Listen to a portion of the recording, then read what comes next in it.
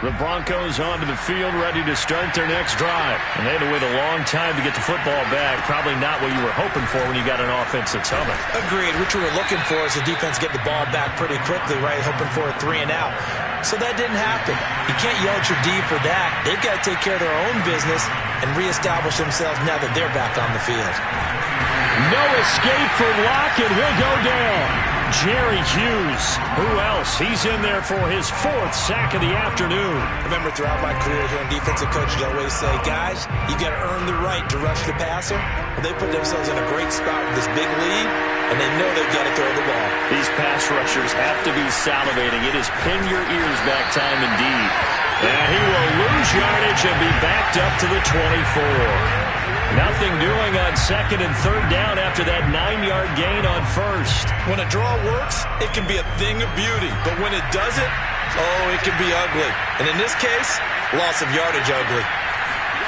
Now Locke, got to have this one. That's to his running back, complete. And they're able to get this one across the 35. The time to pull out the stops is now, and they convert there on 4th down. On 1st down, Locke.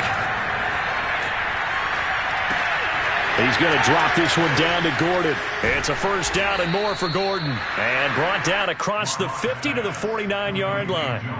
13 yards as they've got the connection working. His 2nd catch in a row, 1st down. From the gun, it's Locke. Left side here, that's the tight end Fant. And he's got this down to the 35. Back-to-back nice gains. That one for 14 yards and another 1st. And what a nice example there of a tight end doing exactly what he needs to do. How about how he worked his way to the outside, made sure he secured the catch, and then anything after that, we count that as a bonus. And indeed, he gets enough for the 1st down.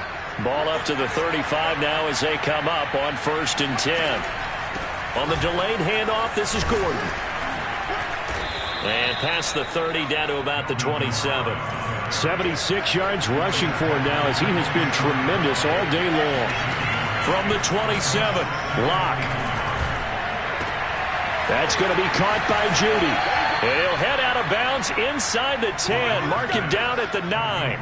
18 yards that time to push him up, 1st and goal. Clock management definitely critical here if they want to get back in this game. Absolutely agreed. They have to up the tempo in this case, down a couple of scores. Want to make sure they have a chance to win this ball game. 1st and goal, Melvin Gordon. And for one of the few times here today, this run's not going to go anywhere. They'll say no gain on the play, and it'll be 2nd and goal.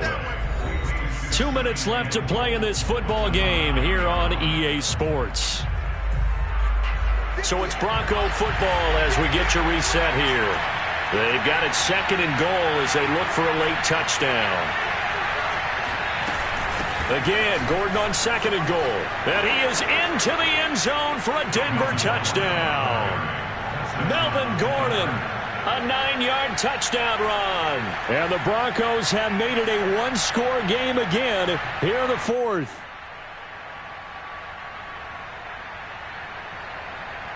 Still an important piece of business to take care of, the extra point.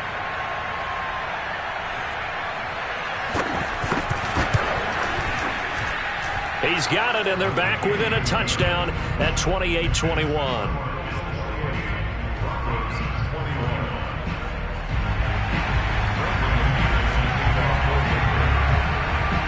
After the touchdown, here's McManus now to kick it away. From his end zone, Isaiah McKenzie. McKenzie will not return this, and it'll be brought out to the 25.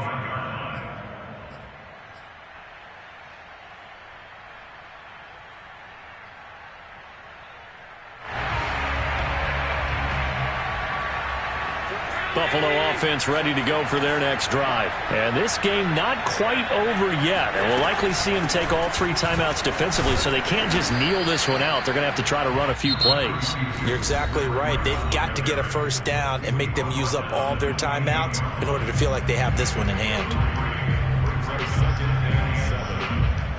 The last run got 3. Now here's 2nd and 7.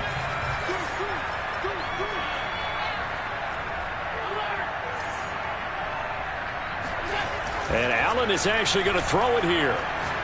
Going deep for Diggs. And that's going to be incomplete. Good effort there trying to take a shot, but it's third down. Well, you most certainly don't want to go 3 and out here and give the football right back because your friend, Old Momentum, he's wondering if he should change sidelines about right now. And if you don't convert here, guess what? He's going to make the trek to the opposite side, and all of a sudden, you've got a battle on your hands. To throw is Allen. The Sanders has got it complete. And he is going to have a Bills first down as they're able to get the third down conversion. Allen to the veteran Sanders for the Buffalo first. Now the Broncos going to use the second of their timeouts. And they'll be disappointed to have to burn one there after giving up the first down.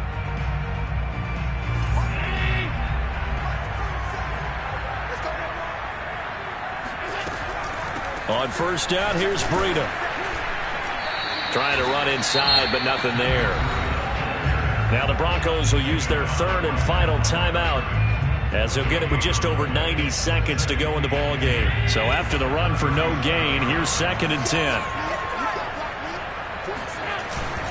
They stay on the ground. Again, it's Breida. And this winds up a pickup of 2, maybe 2.5 to about the 39. And now the question everyone's wondering, look at the clock, late fourth quarter, do they put the ball in the air here on third? I don't. I run the football, and I tell my offensive line, no leakage up front. I don't want my running back hit as I hand the ball off to him. I don't want any type of an issue. But if I am going to throw it, quick throw, out to the perimeter, maybe one of my best receivers running a quick slant or something like that.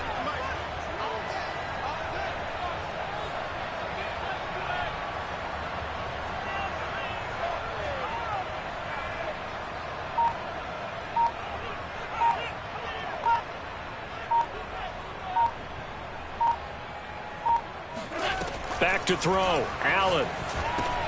They'll set up a screen for Breida.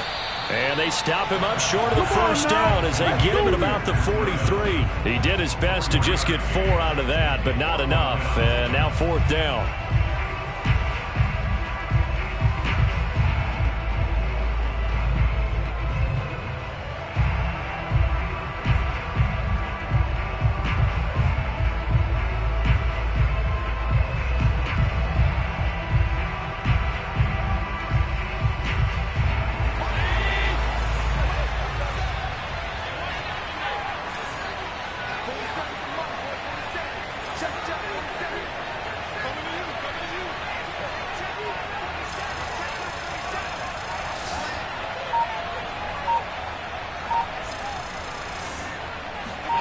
Now Allen.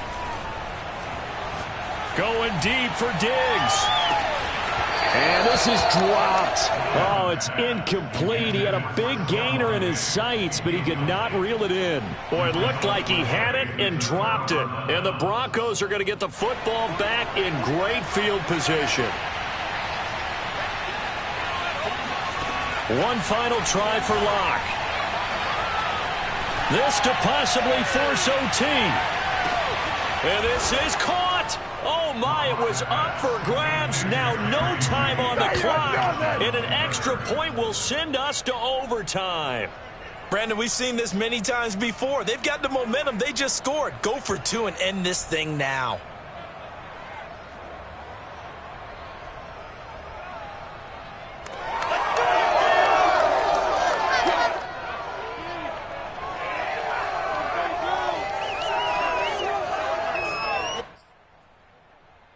And now they're going to go for 2 and a possible win as this crowd rises to make things difficult. One final shot. They'll look to throw. And oh, it's incomplete. So they gambled and went for 2. They went for the win, and it cost them the game. Well, this one was certainly one to remember. At the end, they get the touchdown. Thinking they're going to go for the PAT to tie it. They went for the win. Charles had guts to call it, but it didn't come to fruition. And I know the actual call happened right here at this game, but it really happened during the week where the head coach told himself, in a situation like this, we're going for the win.